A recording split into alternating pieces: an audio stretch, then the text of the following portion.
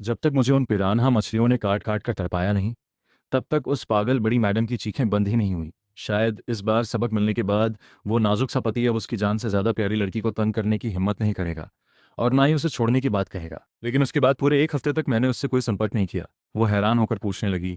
मैंने यून झो की तरफ से बदला लेने के लिए अपने आदमियों से कहा था कि जी हान को अच्छे से सबक सिखाएं, तो ये इतने दिनों से झगड़ा करने क्यों नहीं आई, क्या सुधर गई है? असिस्टेंट का माथा तुरंत पसीने से भीग गया और डरते डरते बोला, बॉस लो, इस पूरे हफ्ते मिस्टर तो अस्पताल के आईसीयू में अपनी बहन की देखभाल में लगे रहे। उन्हें फुर्सत ही नहीं मिली। लुझाओ यान की भौहें सिकुड़ गईं। उसकी बहन तो घर पर ठीक ठाक थी, अचानक अस्पताल कैसे पहुंच गई? असिस्टेंट थोड़ा रुका, फिर बोला, लो इसीलिए हमने आपको नहीं बताया। हुआ लो झाओ यान अचानक खड़ा हो गया। उसका चेहरा एकदम सफ़ेद पड़ गया। उसे कभी सपने में भी नहीं सोचा था कि सिर्फ जियुन झो को थोड़ा सा सबक सिखाने के लिए बोला था और मेरी आखिरी बची हुई अपनी बहन को इस हाल में पहुंचा दिया। जब वो क्लब पहुंचा तो देखा मेरी दोनों आंखें खून जैसी लाल थीं। नाक में जबरदस्ती ऑक्सीजन लगी हुई थी। इससे पहले कि वो कुछ समझ पाता, मैं एक ही वार में चाकू चला चुकी थी और खून से लथपथ मांस का एक टुकड़ा नीचे गिर पड़ा। फिर जी चुआन की चीख आसमान चीरती हुई गूंजी। लो झाओ यान का चेहरा बर्फ की तरह जम गया। वो लो परिवार के लोगों को लेकर मुझे घेर कर खड़ा हो गया। बोला, चीजी हान तू बगावत कर रही है, तेरी हिम्मत कैसे हुई यून झो के भाई पर हाथ उठाती? मैंने शांति से कहा, जिचुआन एक जानवर है, उसने मेरी बहन के साथ जो किया उसके बाद तो मुझे अफसोस है कि मैंने उसे मार क्यों नहीं डाला। लुझाओ यान ने चुपचाप मेरी तरफ देखा, जैसे उसने मुझे कभी इस रूप में देखा ही ना हो। उसका चेहरा सख्त हो गया। फिर धीरे से बोला, अगर उसी की गलती पहले थी तो अगर तू मेरे पास आ जाए, मैं तेरी जान बख्श दूंगा। जी युन झो को यह बिल्कुल मंजूर नहीं था। गुस्से से बोला, झाओ यान, इसने मेरे भाई को बर्बाद कर दिया। जी चुआन तो मेरे माँ बाप की जान है। लो झाओ यान ने ठंडी नज़र से उसे देखा और बोला, मैंने उसे पहले ही चेतावनी दी थी कि चीजी हान को हाथ मत लगाना। उसने मेरी बात हवा में उड़ा दी। लो झाओ यान ने कभी जी युन झो से इतनी सख्ती से बात न की थी। उसका चेहरा देखकर जी युन झो फिर कुछ नहीं बोल पाया, लेकिन मैं वहीं खड़ी रही, आगे नहीं गई। लो, वरना पहले लो झाओ यान ने मुझे चुना ही नहीं होता। बस आज मेरे शरीर पर पहले से चोटें थीं और मैं बहुत थक चुकी थी। इसलिए जल्दी ही एक भीड़ ने मुझे घेर लिया और मैं बिल्कुल बेबस हो गई। मुझे दबाकर लो झाओ यान के सामने घुटनों पर बिठा दिया गया। लो झाओ यान ने अपने हाथ से मेरा गाल जोर से पकड़ लिया। उसकी नजरें ऐसी थीं जैसे मुझे निगल जाएगा। बोला, चीजी हान, तुझे पता है धोखा देने का अंजाम क्या होता है? मेरी हड्डियां जैसे टूटकर बिखर जाएंगी। लेकिन मैं फिर भी चुप रही। लो झाओ यान ठंडी हंसी हंसा। बोला, तू सोचती है चुप रहेगी तो मैं तेरा कुछ नहीं बिगाड़ सकता? उसने दूर कहीं देखा और 2 बार हाथ बुझाए। जल्द ही किसी को किनारे पर फेंक दिया गया। मैं घबराकर आगे बढ़ी, बेचैनी से अपनी बहन का नाम पुकारने लगी, शियाओ शियाओ। लेकिन देर हो चुकी थी, कोई हरकत नहीं हुई। लो झाओ यान ने उसे वापस पकड़वा लिया। मेरा पूरा मन, मेरी बहन का इसमें कोई कसूर नहीं। आप मुझे जो सजा देनी है दे दीजिए। लो झाओ यान ने मेरी आंख के कोने से आंसू पोंछते हुए कहा, मैं तुझे पहले ही मौका दे चुका था। इतना कहते कहते मेरी बहन को किश्ती पर चढ़ा दिया गया। कुछ ही मिनटों बाद एक गोला समंदर की सतह पर गिर पड़ा। नहीं, मैंने पूरी ताकत से खुद को छुड़ाने की कोशिश की। खून से सने हाथों से लो झाओ यान का पैर पकड़ लिया और मिन्नतें करने लगी। नौवीं मालकिन, मैं आपसे विनती करती हूँ, मेरी बहन को कुछ मत कीजिए, सजा मुझे दीजिए, बस मेरी बहन को छोड़ दीजिए।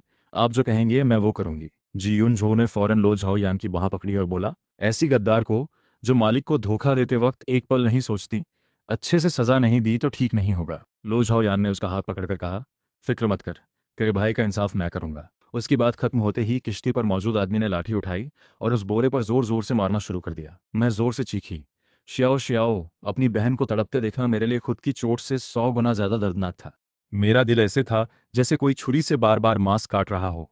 दर्द से सांस लेना मुश्किल हो गया। मैं जोर से चिल्लाई, लो झाओयान, ये मैंने किया है। जी चुआन को मैंने डुबोया है। अगर हिम्मत है तो मुझे मार डाल। तू जी युन झू का बदला लेना चाहता है ना, तो मार मुझे। उसने बड़े बेपरवाह अंदाज में कहा, तुझे मारकर क्या फायदा? मुझे तो तुझे ऐसे ही तड़पाना है, तभी तुझे समझ आएगा धोखे का अंजाम क्या होता है। लाठी बार बार उस बोरे पर पड़ती रही। जल्दी ही उससे खून रिसने लगा। मेरे दिल ने ऐसा दर्द कभी महसूस नहीं किया था। सबसे बड़ी सजा से भी ज्यादा तकलीफ हो रही थी मुझे। मैं जमीन पर घुटनों के बल गिरकर बार बार सिर पटकने लगी। नौवीं मालकिन, गलती मेरी है, कसूर मेरा है। मुझे मालूम है मैंने गलत किया। अब कभी आपकी बात नहीं टालूंगी। मेहरबानी करके मेरी बहन को छोड़ दीजिए। एक एक करके सिर जमीन पर टकराता रहा। हर बार खून की धार बहती रही। लो झाओयान ने मेरी गर्दन पकड़कर मुझे खड़ा किया। कान में धीरे से बोला, याद रख, यही अंजाम होता है नहीं मानने वालों का। तुझे सारी उम्र मेरे पास ही रहकर मेरी बात माननी होगी, समझी? मेरे माथे से खून बहता रहा। मैं पूरी तरह बेबस दिखने लगी थी। मैंने कांपते हुए सिर हिलाया और कहा, समझ गई। लो झाओ यान ने हाथ उठाया। ऊपर मौजूद आदमियों किया, मुझे जमीन पर फेंक दिया गया। लो झाओ यान मेरे पास से यूजरा जैसे धूल का कण भी छूना नहीं चाहता। लेकिन जी उन रस्सी काट दी और मेरी बहन वाला बोरा तुरंत ही समंदर के अनंत अंधेरे में डूब गया। मैं खून की उल्टी कर दी और बेदम होकर जमीन पर गिर पड़ी। होश खोने से पहले मेरी आंख से आंसू का एक कतरा गिरा। मुझे बहुत पछतावा हुआ। मुझे इस बात का अफसोस था कि लो झाओ यान से मिली, और उससे भी ज्यादा अफसोस कि उससे प्यार किया।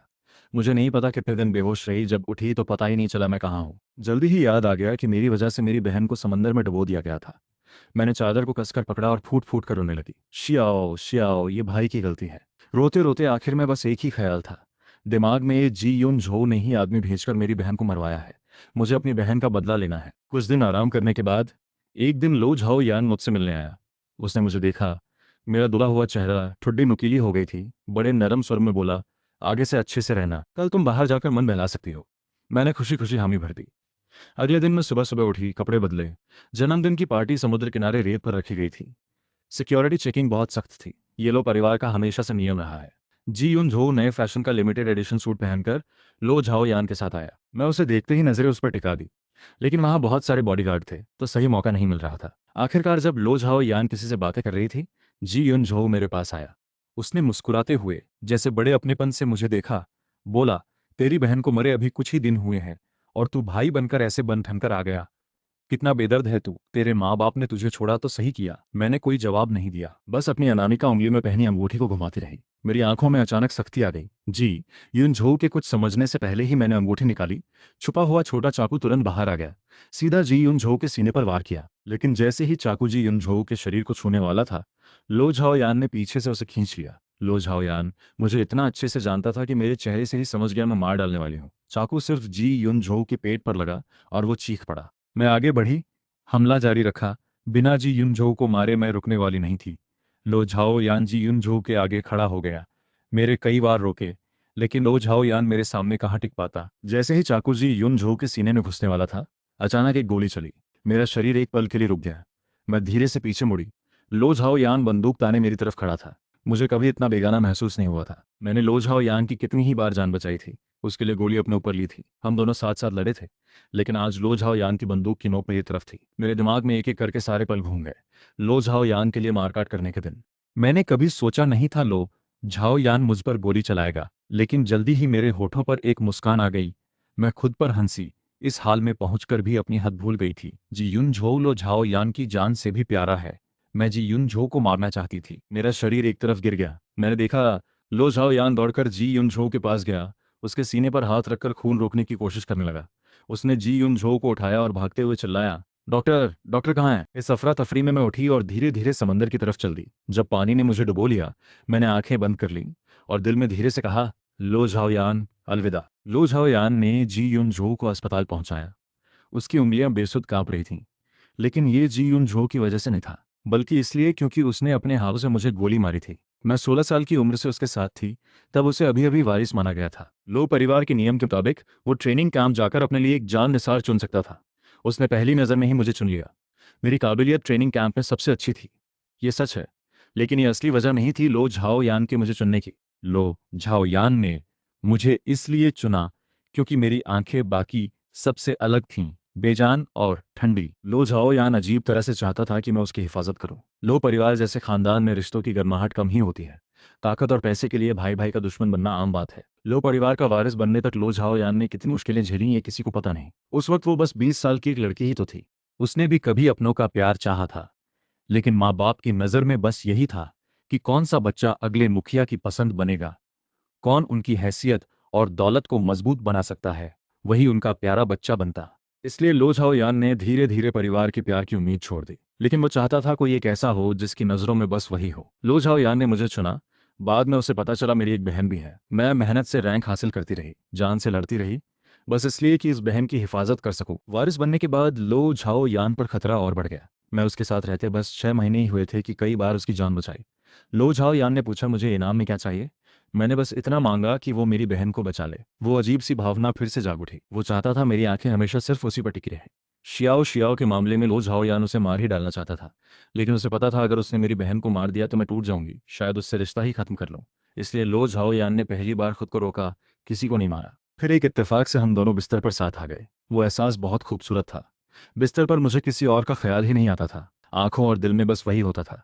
वो एहसास नशे जैसा था, लेकिन अगली सुबह मेरा चेहरा ऐसा हो जाता जैसे भूत देख लिया हो। जागते ही मैं तुरंत बिस्तर से नीचे लुढ़क जाती। मैं कहती, ये तो बस मजबूरी थी, इसके अलावा कोई चारा नहीं था। मैं ऐसे दिखाती जैसे उससे कोई भी रिश्ता रखने में मुझे बिल्कुल दिलचस्पी नहीं।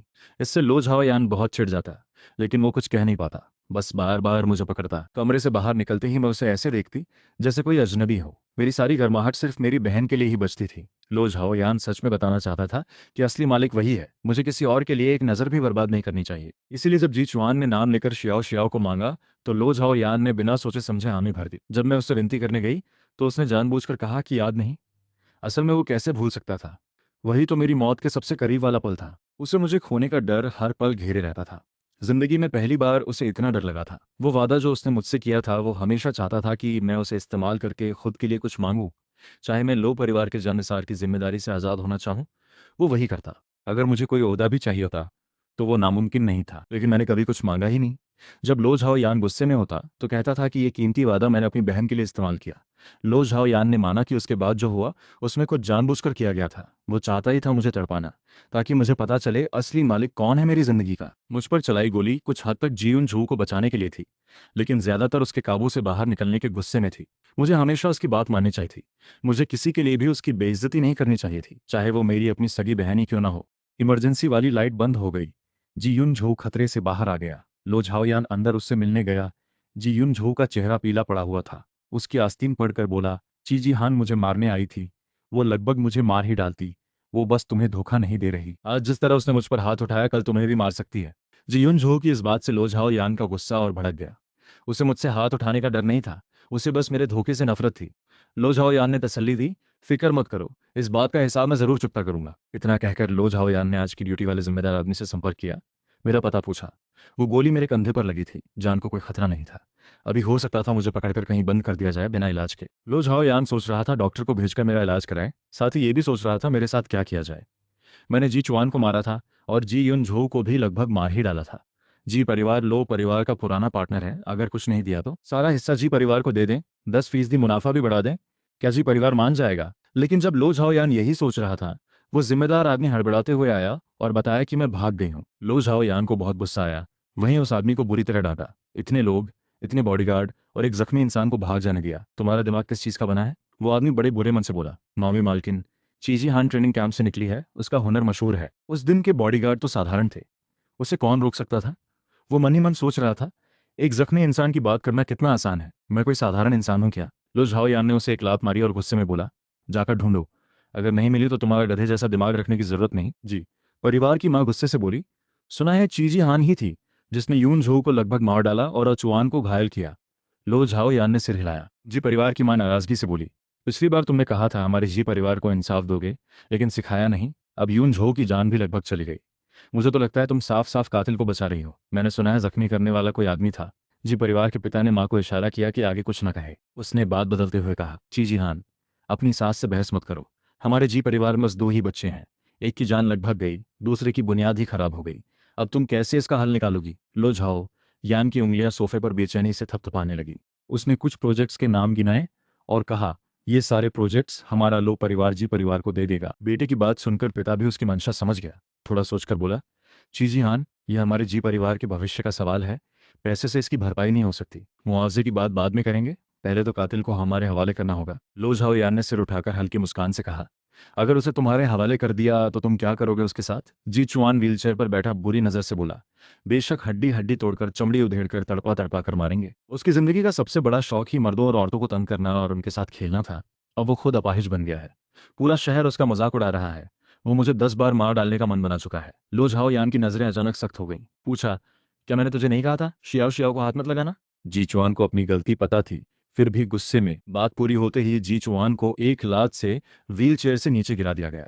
वो जमीन पर गिरा। चीखने ही वाला था कि उसकी छाती पर जोर से पैर रख दिया गया। लो झाओयान उसके ऊपर पैर रखकर ठंडी हंसी से बोला, तुझे पता है ना कि मैं लो परिवार का पाला हुआ कुत्ता हूँ, फिर भी तेरी हिम्मत कैसे हुई उससे छेड़छाड़ करने की? जी चुआन रोते हुए माफी मांगने लगा, मालकिन, मेरा वो मतलब नहीं था। मैं तो बस सोच रहा था एक मामूली सा बॉडीगार्ड है, एक पल की नादानी हुई। मेरा इरादा आपकी बेइज्जती करने का नहीं था। तभी जी युन झो ने कमजोर आवाज में खांसते हुए कहा, झाओ यान, मेरा भाई सीधा बोलने वाला है, बस उसे मेरी जान जाने का दुख हो रहा था। वो मेरा इकलौता भाई है, मैं उसका इकलौता भाई हूँ। वो पहले ही चीजी हान की वजह से पूरी जिंदगी के लिए बर्बाद हो चुका है। उसकी गलती को नजरअंदाज कर दो। जी उन झो की मिन्नत सुनकर लो झाओयान ने अपना पैर हटा लिया और जी चुआन को छोड़ दिया। आखिर वो दोनों बचपन से साथ बड़े हुए थे। जी यून झो लगभग उससे सगाई भी करने वाली थी। उनका रिश्ता बाकियों से अलग था। लो झाओयान की इस सख्ती के आगे जी परिवार वाले कुछ बोल नहीं पाए। आखिर में लो झाओयान ने कहा, मैं चीजी हान को पकड़ कर लाऊंगी। अगर तुम लोग पहले पकड़ लो तो फौरन उसे मेरे हवाले करना। जिसने लो परिवार से गद्दारी की है उसके लिए लो परिवार का अपना ही एक तरीका है। जी परिवार के पिताजी, समझ गए ना आप? जी परिवार की माँ भला उसकी बात कैसे नहीं समझती। लेकिन लो परिवार से बिगाड़ लेना कोई अच्छा फैसला नहीं होता। उसने सिर हिलाकर मुस्कुराते हुए कहा, चीजी हान, फिक्र मत करो, आदमी पकड़ते ही तुम्हें तुरंत बता देंगे। लो झाओ यान ने और कुछ नहीं कहा, कमरे से निकल गई। उसके जाने के बाद जी परिवार की मां ने मुस्कान हटाकर पूछा, यून झो, ये चीजी हान का क्या मामला है जिससे वो बचाती आ रही है? आखिर उसकी असलियत क्या है? जी यून झो ठंडी आवाज में बोला, एक हरामजादा है बस। पापा, अगर आपने उसे पकड़ लिया तो किसी भी हाल में चीजी हान के हवाले मत करना। वो जरूर उस हरामजादे को बचा लेगी। जी परिवार की मां ने शिकायत करते हुए कहा, तुम्हारे भाई ने बताया कि तुमने ही कहा था नाम लेकर उसकी बहन को। जी युनझो ने मासूमियत से कहा, मैंने बस जी चुआन को कहा था कि लो झाओ यान की बात मत टालो, उस पगली को हाथ मत लगाओ। ये तो उसकी खुद की बुरी नीयत थी, मेरा क्या कसूर। जी चुआन के निचले हिस्से का जख्म अभी ठीक नहीं हुआ था। अभी अभी लात खाकर गिरा था। दर्द से अभी उबरा ही था कि जी युनझो का ये बहाना सुनकर गुस्से में दांत पीसते हुए उसे पकड़ना चाहा, लेकिन हिल ही नहीं पाया। बस बोला, जी युनझो, तुझमें जरा भी शर्म नहीं है? तूने ही कहा था उस चीजी हान को सबक सिखाओ। अब मेरी ये हालत हो गई तो कहता है मेरी बुरी नीयत थी। तू शायद ये सोचता है किसी को पता नहीं कि तूने उस चीज हान को परेशान करने के लिए क्या क्या किया। दोनों भाइयों को इस तरह लड़ते देख पिता चिढ़कर गिलास पटक कर बोले। जी युन झोऊ जो कहना चाहता था रुक गया। उसने जल्दी से भाव बदलते हुए धीरे से कहा, मैं चीजी हान को क्यों परेशान कर रहा था? वो चीजी हान तो हर तरीके से लो झाओ यान का दिल जीतने की कोशिश कर रहा था। अगर मैं उसे ना निपटाता तो हमारा परिवार लो परिवार से शादी कैसे करता? अब जो हो गया सो हो गया। अभी बस लो परिवार से शादी को पहली प्राथमिकता बनानी है। पिता का चेहरा नरम पड़ गया। तसल्ली देते हुए बोले, अच्छा बेटा, अब चाहे जो भी हो, तुझे लो झाओ यान का दिल जीतना ही है। बाकी बातें फिलहाल छोड़ दे, हैसियत ही सबसे ज़रूरी है। लो झाओ यान जैसी हैसियत वाली औरत कितनी मिलती हैं, बाकी सब चीज़ों की क्या अहमियत है। तुम आंख मूंद कर काम चलाते रहो, बस लो परिवार के दामाद की जगह मिल जानी चाहिए। फिर किसी बिना खानदान वाली लड़की से क्या डरना। जी युन झो मुस्कुराते हुए सिर हिला दिया, कुछ नहीं बोला, लेकिन कंबल में छुपा उसका हाथ मुट्ठी बांधे कस गया। जी परिवार की माँ मानती थी रिश्तों में मज़ा बांटने में है। दुनिया में मस्ती से जीना ही सबसे बढ़िया है। उसकी अपनी जिंदगी में कितने ही लोग रहे होंगे, हिसाब नहीं। लेकिन जी युन झो चाहती थी लो झाओ यान के साथ सिर्फ एक ही रिश्ता निभाए। उसकी माँ की शादी कितनी तकलीफदेह थी, ये जी युन झो ने बचपन से देखा था और उसे अच्छे से पता था जी चुआन अपाहिज क्यों बना। जी परिवार की माँ ज्यादा परेशान नहीं थी, क्योंकि बाहर उसके कितने ही नाजायज बच्चे होंगे इसका उसे कोई अंदाजा नहीं। पहले भी कई नाजायज बच्चे दरवाजे पर आ चुके थे जिन्हें जी परिवार की माँ ने तरीके से भगा दिया था। अब जी चुआन की इस वजह से उसका मिजाज बहुत खराब हो गया था। लो परिवार के सारे नौकर ऊपर से नीचे तक डरे सहमे रहते, कहीं इस मामले में उनका नाम ना आ जाए। आखिर इतने सालों में लो परिवार का ये पहला जाननिसार था जिसने गद्दारी की थी। सब चुपके चुपके बातें करते कि अगर मुझे पकड़ लिया गया तो कितनी भयानक सजा मिलेगी। लो झाओ यान भी सोच रही थी मुझे कैसे सजा दे कि आगे कभी भागने की हिम्मत न करूं। लो झाओ यान कभी कभार जी उन झो से मिलने भी जाती। हालांकि उसने जी परिवार से शादी की बात कभी नहीं मानी थी, लेकिन जी परिवार लो परिवार का जरूरी पार्टनर था। लो झाओ यान जी युन झो के लिए टॉनिक लेकर आई, उसे खिलाया भी। जी युन झो ने उसकी कलाई पकड़ी और बड़े कमजोर अंदाज में पूछा, झाओ यान, अभी तक नहीं मिली लेकिन जल्दी ही मिल जाएगी, वो बच नहीं सकती। जी युन झो उसके कंधे पर सिर टिकाकर मायूसी से बोली, झाओ यान, मुझे बहुत डर लगता है। मुझे बार बार वो दिन याद आता है जब चीजी हान का वो खतरनाक चेहरा दिखा था। उसकी वो नज़र याद आती है। अब हर रात नींद में डर कर उठ जाती हूँ। मुझे डर लगता है अगर वो फिर आकर मुझे मार डाले तो क्या होगा। लो झाओ यान ने तसल्ली दी, ऐसा नहीं होगा। मैंने आसपास लोग लगा दिए हैं, वो जैसे ही सामने आएगी फौरन पकड़ी जाएगी, तुम्हें कुछ नहीं हो सकता। जी युन झो राहत की सांस लेते हुए बोली, अच्छा हुआ तुमने सब सोच रखा है, लेकिन मैं हमेशा तो अस्पताल में नहीं रह सकती। अगर उसने आगे भी मुझे मारने की कोशिश की तो क्या होगा?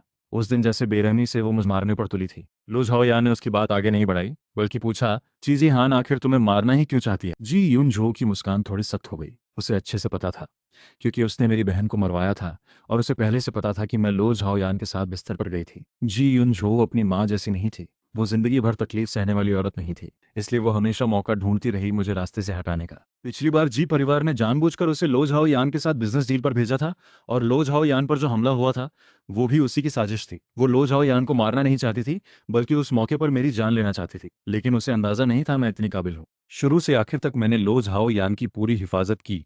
हम दोनों को खरोच तक नहीं आई। जब मैं उन्हें लेकर घेरे से बाहर निकलने ही वाली थी, ऐसा मौका फिर मिलना मुश्किल था। इसलिए जी युन झो ने एक बहाना ढूंढा, कहा वो। जी युन झो जिद करके वापस जाना चाहती थी। लो झाओ यान भी मान गई। आखिर उसे मौका मिल गया। जानबूझकर पैर मुड़ने का नाटक किया। लो झाओ यान उसे बचाने के चक्कर में जख्मी हो गई, लेकिन मैं जल्दी ही उसे सुरक्षित जगह ले गई। जी युन झो ने चुपके से 2 बार और वार करने की कोशिश की, लेकिन दोनों बार मैंने बचा लिया। मैं तब भी नहीं मरी, लेकिन कोई बात नहीं, उसके पास और भी तरीके थे मेरे लिए इंतजार करने के लिए।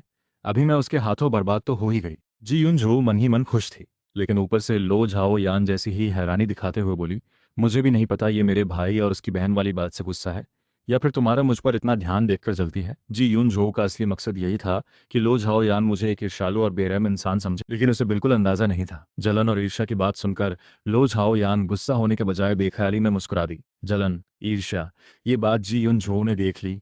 गुस्से में चादर कसकर पकड़ ली।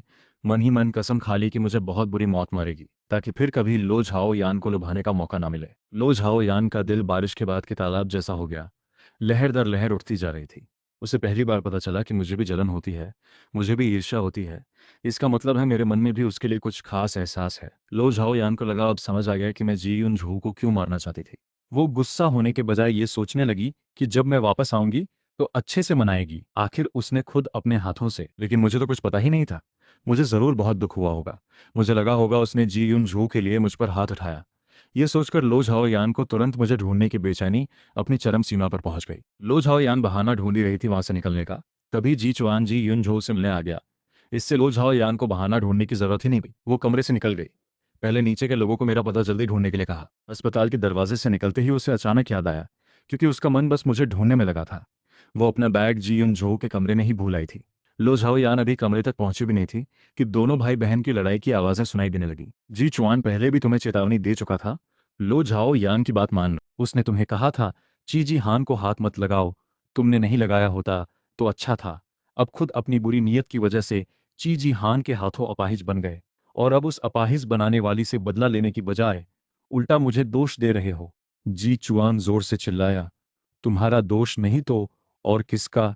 जी युन झो, अगर तुमने जिद ना की होती कि मैं नाम लेकर चीजी हान की बहन को मांगू, जानबूझकर उसे ब्लैकमेल करने के लिए, तो क्या मेरी ये हालत होती? अब पापा अपने नाजायज बेटे को घर लाना चाहते हैं, और तुम यहाँ आराम से बैठकर लो परिवार में दामाद बनने का सपना देख रही हो। मैं बता देता हूँ, ऐसा नहीं होगा। तुम जल्दी से कुछ करो, मेरी वारिस वाली जगह बचानी ही होगी। जी युन झो ठंडी हंसी हंसी बोली, तुमने कहीं देखा है खस्सी को वारिस बनाया गया हो? अभी तुम्हारी वारिस वाली जगह बचाने का बस एक ही तरीका है कि मैं लो झाओ यान से शादी करूं और लो परिवार दबाव डाले। तुम खुद चीजी हान को पकड़ने की मेहनत करने की बजाय मुझसे झगड़ रहे हो। जी चुआन गुस्से में उठकर जी युन झो को घूंसा मार दिया। चिल्लाया, किसको खस्सी कहा तुमने? तुम जैसी बहन किसी की होगी, मैं तुम्हें मार डालूंगा। आज से तुम मेरी बहन नहीं हो। जी युन झो भी चीखी। अंदर जमकर मारपीट होने लगी। लो झाओ यान अभी भी गई थी, अब वापस क्यों आई? जी युन झो ने जी चुआन को धक्का देकर कहा, झाओ यान सच में आ गई है, तुम्हारे पीछे ही खड़ी है, पीछे मुड़कर देखो ना, बेवकूफ कहीं के। जी चुआन ने हाथ रोककर पीछे मुड़कर देखा। बस एक नजर में ही वो ऐसे डर गया जैसे भूत देख लिया हो। फौरन एक तरफ छुप गया। लो झाओ यान को उन दोनों भाई बहन की लड़ाई में कोई दिलचस्पी नहीं थी। शुरू से आखिर तक उसने बस एक बात ही सुनी थी। वो जी चुआन के सामने जाकर पूछी, तुम कह रहे थे नाम लेकर श्याओ श्याओ मांगने के पीछे जी युन झो का इशारा था? ये सुनकर जी युन झो का दिल धड़कना जैसे रुक ही गया। अच्छी बात यह थी कि जी चुआन कभी कभी बेवकूफ भले बने, लेकिन असल में उतना बेवकूफ नहीं था। उसे पता था अभी जी युन झो ने जो कहा वो सच था। अब अगर वारिस वाली जगह बचानी है तो सिर्फ इसी तरह हो सकती है कि जी युन झो लो झाओ यान से शादी करे और लो झाओ यान आगे आकर सब संभाले। इसलिए जी चुआन ने सिर हिलाकर कहा, नहीं, ऐसी बात नहीं। मैंने अपने भाई से सुना था कि चीजी हान का हुनर बहुत अच्छा है। उसकी एक बहन भी है। अगर वो इतना काबिल है तो उसकी बहन भी अच्छी ही होगी। बस मैं सोच रहा था उसे बुलाकर अपनी हिफाजत के लिए रख लूं। आखिर मैंने भी बहुत लोगों से दुश्मनी मोल ली है। लोझाओ यान ने भौहें उठाईं। अच्छा, ऐसा है? जिचुआन घबराहट में अपनी घाटी ऊपर नीचे हिलाते हुए रेत जैसी खुरदरी आवाज में बोला। हाँ, बस अभी गुस्से में उल्टा सीधा बोल गया। वैसे भी भाई बहन की लड़ाई में ऐसा ही होता है। मुझे तो खुद याद नहीं मैंने क्या कहा। जी युनझो मीठी मुस्कान से बोली, झाओ यान, जी चुआन बचपन से ऐसा ही है। मम्मी पापा भी उसे ज्यादा तवज्जो नहीं देते। तुम इसे दिल पर मत लो। लो झाओ यान ने कुछ सोचते हुए सिर हिलाया। जिचुआन ने राहत की सांस ली, माथे का पसीना पोंछते हुए बोला, अच्छा तो मैं चलता हूँ। लो झाओ यान ने आवाज लगाई, ठहरो। जिचुआन घबराए मन से मुड़कर पूछा, मालकिन और कोई हुक्म है क्या? लो झाओ यान बस हल्की सी मुस्कान के साथ उसके निचले हिस्से की तरफ देखते हुए बोली, अच्छे से ठीक हो गए हो, चल भी सकते हो। इतना सुनते ही जी चुआन का चेहरा पीला पड़ गया। कोई और होता तो इतनी बेइज्जती पर उसे अधमरा कर देता, लेकिन ये तो लो झाओ यान थी, उससे पंगा नहीं ले सकता था। बस शर्मिंदा और तकलीफ में चला गया। जी युन झोऊ लो झाओ यान के चेहरे को देखती रही, समझ नहीं पाई वो क्या सोच रही है। वो कमजोरी से बिस्तर पर टेक कर बोली, झाओ यान, अभी तक चीजी हान नहीं मिली क्या? ये चीजी हान तुम्हारे लिए कुछ खास तो नहीं? भले ही उसने मुझे मारने की कोशिश की, फिर भी तुम उसे सजा नहीं देना चाहती। लो झाओ यान ने बस मुंह से तसल्ली दी, ऐसी कोई बात नहीं, मैंने कहा था ना इंसाफ जरूर मिलेगा। जी युन झो ने बात बदलते हुए कहा, डॉक्टर ने कहा है 2-3 दिन में अस्पताल से छुट्टी मिल जाएगी, लेकिन मुझे बहुत डर लगता है। जी परिवार की सुरक्षा लो परिवार जितनी सख्त नहीं है। अगर चीजी हान घर में घुसकर मुझे मार दे तो क्या होगा? लो झाओ यान ने भौएं उठाई, तो तुम क्या चाहती हो? जी युन झो ने उम्मीद से पूछा, क्या मैं कुछ दिन तुम्हारे यहाँ रह सकते हैं? जब तक तुम चीजी हान को पकड़ लो तब मैं वापस चली जाऊंगी। लो झाओ यान ने तुरंत सिर हिलाकर मुस्कुराते हुए कहा, तुम्हें रहना है तो रहो। एक बार इजाजत मिल गई तो जीउन झो भला मौका कैसे छोड़ती। जख्म ठीक होने के बाद जीउन झो खुलेआम लो परिवार में रहने आ गई। लो परिवार में कई लोग कानाफूसी करने लगे कि दोनों की शादी होने वाली है। लो झाओ यान ने इसका खंडन नहीं किया, बल्कि खुलेआम जी युन झो को पार्टियों और नीलामियों में साथ ले जाने लगी। लोग हमेशा वही मानना चाहते हैं जो वो मानना चाहते हैं। जब से जी युन झो ने कहा था कि मैं उसे जलन की वजह से मारना चाहती थी, लो झाओ यान ने खुद को पूरी तरह इस बात पर यकीन दिला लिया था। लो झाओ यान ने महीने भर लोगों से मुझे ढूंढवाया, लेकिन मेरा कोई सुराग नहीं मिला। उसे यकीन था मैं कहीं छुपी बैठी हूँ, सामने आने की हिम्मत नहीं कर रही। सोचा, अगर मैं जी युन झो से इतनी जलती हूँ तो वो जी युन झो के साथ और अच्छा व्यवहार करेगी, इतना बड़ा दिखावा करेगी कि सबको पता चल जाए तो मैं बर्दाश्त न कर पाकर सामने आ जाऊंगी। लेकिन उसने और इंतजार नहीं किया, खुद जांच पड़ताल शुरू कर दी। खुद जांच करते ही उसे जल्दी पता चल गया कि जिस दिन मैं आखिरी बार दिखी थी उस दिन मैं समंदर की तरफ गई थी। लो झाओयान ने जमींदार आदमी की छाती पर पैर रखा, नजरें ऐसी थीं जैसे जान से मार डालेगी। गुस्से में पूछा, चीजी हान समंदर में कूद गई, ये तुमने पहले क्यों नहीं बताया? वो आदमी गिड़गिड़ाते हुए बोला, मालकिन इसीलिए तो ढूंढना मुश्किल हो गया कि वो समंदर में कूद गई। लो परिवार का नियम है, जिंदा है तो इंसान दिखना चाहिए, मरा है तो लाश दिखनी चाहिए। लो झाओयान गुस्से से आंखें लाल करके जोर जोर से उसके पेट पर लाते मारने लगी। किसकी लाश देखनी है? मुझे उसे जिंदा चाहिए। समझ नहीं आता क्या? मुझे चीजी हान जिंदा चाहिए। वो आदमी मार खाकर खून की उल्टी करते हुए विनती करने लगा, मालकिन मेरी गलती है, लेकिन चीजी हान तो परिवार में बचपन से तराशी गई है, वो जरूर जिंदा होगी। मैं उसे जरूर ढूंढ निकालूंगा, आपके हवाले करूंगा। मुझे जिंदा सुनते ही लो झाओ यान थोड़ी शांत हुई। उसने गंभीर आवाज में कहा, तुम सही कह रहे हो, चीजी हान जरूर जिंदा होगी। वो आदमी पूरे चेहरे पर पसीने के साथ बाहर निकला, मन ही मन खुद को बदकिस्मत मानते हुए। लो झाओ यान ने उसे मुझे पकड़ने भेजा था। उसे कहाँ पता था लो झाओ यान मुझे जिंदा चाहती है। उसे लगा था मैंने खुलेआम जी युन झो पर हमला किया तो लो झाओ यान जरूर मुझे पकड़कर जी युन झो का बदला दिलाना चाहती होगी। उसे पता था समंदर में कूदने पर मरने की संभावना लगभग 99% है, लेकिन लो परिवार का नियम यही है कि मरने पर सबूत के तौर पर लाश लानी ही पड़ती है। इसलिए वो इतने दिनों से समझता रहा कि लो झाओ यान उससे मेरी लाश ही ढूंढवा रही है। उसकी हिम्मत नहीं हुई लो झाओ यान से। मैं इतनी मजबूत इंसान हूँ, ना सिर्फ हुनर में अच्छी, बल्कि जीने की चाहत भी बहुत ज़्यादा है। कई बार जान पर बनाई, डॉक्टर तक कह चुके थे बचना मुश्किल है, लेकिन हर बार अपनी हिम्मत के दम पर मैं बच निकली। उसे बिल्कुल अंदाजा नहीं था कि मैं खुद को खत्म करने के बारे में सोचूंगी। लेकिन फिर अचानक जोर से सिर हिलाकर सोचा, नहीं ऐसा नहीं हो सकता। मैं जैसे इंसान खुद अपनी मौत का रास्ता क्यों चुनूंगी? अभी उस आदमी ने जो कहा वो सही है, मैं जरूर नहीं मरी होंगी। लेकिन फिर लो झाओ यान सोचने लगी, कहीं ऐसा तो नहीं कि उसने खुद अपने हाथों से मुझे गोली मारी, इसलिए मैंने हिम्मत हार दी हो। लो झाओ यान अकेली कभी सोचती मैं मर गई, कभी सोचती नहीं मरी। अंधेरे में वो जैसे पागल हो गई थी। आखिर में उसने खुद को तसल्ली दी, मैं जरूर नहीं मरी होंगी। लो झाओ यान परेशान मन से दूसरी मंजिल पर वापस आई, मेरे कमरे में जाकर कोई सुराग ढूंढने के लिए। लेकिन नौकर से सुना कि जी चुआन आज फिर आया है। लो झाओ यान वहां से गुजरते हुए जानबूझकर अपनी रफ्तार धीमी कर दी। जैसा सोचा था वैसा ही हुआ, दोनों भाई बहन फिर लड़ रहे थे।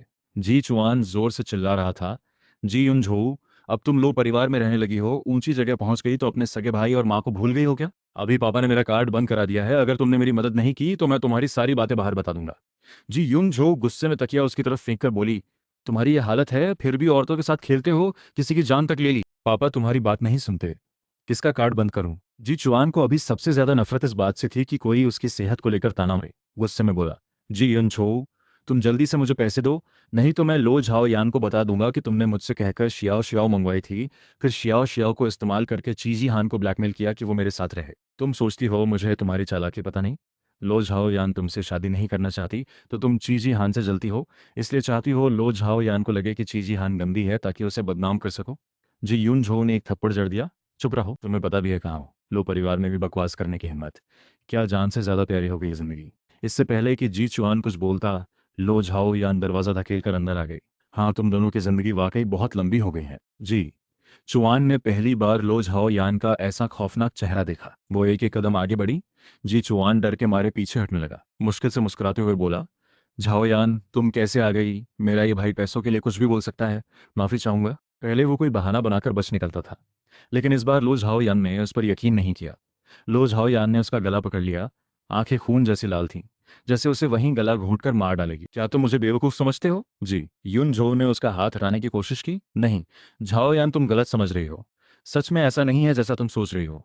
लो झाओ यान ने ताना मारते हुए मुस्कुराकर पूछा, मैं क्या सोच रही हूँ बताओ? तुमने जानबूझकर शियाओ शियाओ को अपने भाई के पास भेजा, फिर शियाओ शियाओ को इस्तेमाल कर चीजी हान को ब्लैकमेल किया कि वो तुम्हारे भाई के साथ रहे, और आखिर में उल्टा उस पर इल्जाम लगाया कि वही तुम्हारे भाई को बहला रहा था, है ना? जी युन झो डर के मारे बहाना बनाते हुए बोली, नहीं, सच में ये सब जी चुआन ने खुद बनाया। वो पैसों के लिए कुछ भी बोल सकता है।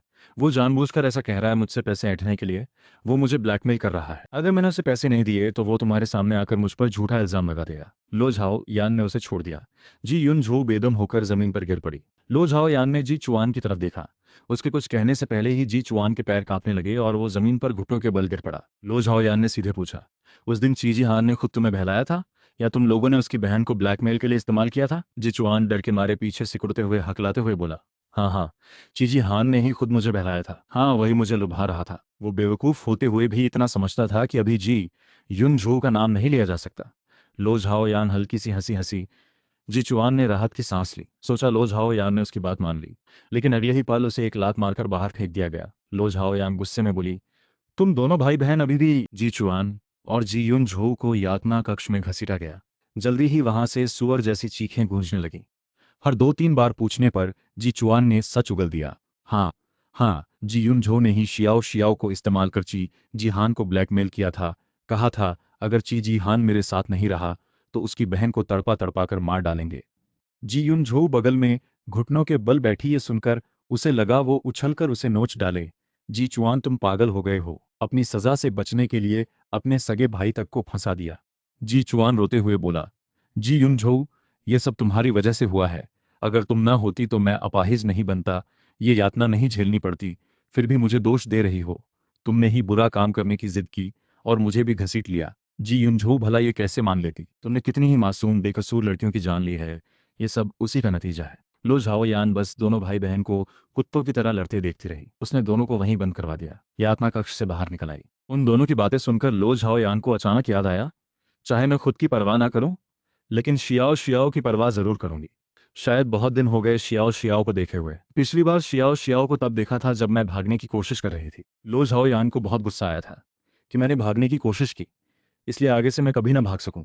उसने शियाओ शियाओ को लटकाकर पिटवाया था, लेकिन बस एक बार पिटवाया था। मैं और शियाओ शियाओ ट्रेनिंग के दौरान ना जाने कितनी बार पिटे थे। अभी मैं छुपकर उससे नहीं मिल रही। इसकी वजह ये तो नहीं हो सकती कि उसने शियाओ शियाओ को एक बार पिटवाया था। अगर मैं नहीं मिल रही तो शियाओ शियाओ से भी मिलना बराबर ही है। आखिर मैं शियाओ शियाओ को कभी नज़रअंदाज नहीं कर सकती।